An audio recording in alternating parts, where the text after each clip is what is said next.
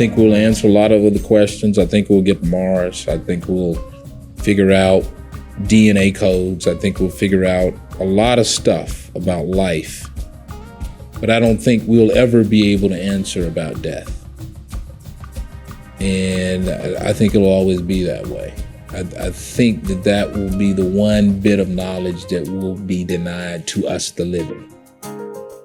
One of the most remarkable things is everybody in this whole existence is going to die. Death is a part of life. If it wasn't, we'd have options the way we left this earth plane. But as far as I know, everybody goes that way. It's our own pursuit of life. Actually, it's not the pursuit of life, it's the pursuit of not dying that gets in our way of living. And to me, death denying is as serious as life denying, because I think they're one and the same. I think everybody fears death because it's unknown to us. Do I fear it? I dread it. Is that the same? Yes and no. I think that I fear the end of the journey. We don't know who we're going to see. If we're going to see anybody, we don't know where we're going. We don't know what it means. That's why people fear death. If we were asked to pack our bags and go to another part of the world, we'd be afraid. Ultimately, fear is the biggest blocker of our growth, and it provides more insecurity, more attachment, more chaos, more sadness in our life, and ultimately it destroys us. No body, no mind. I think this is a good antidote to fear. You realize there's nothing to fear because there's no one to fear. There's no one here to fear it. Now, what do I mean by that? Of course you exist. Of course you have a personality. But it is our attachments to those things that cause the fear.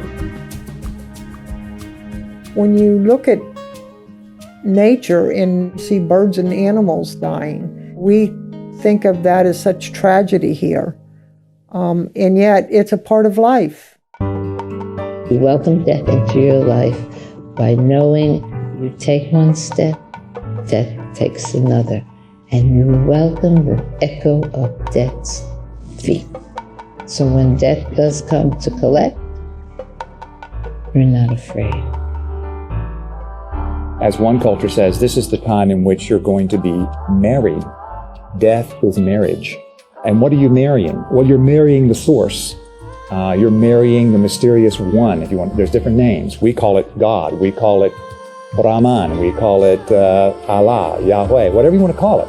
These are names for the ultimate reality of all. Death doesn't bring fear, but it brings surrender to your spirit.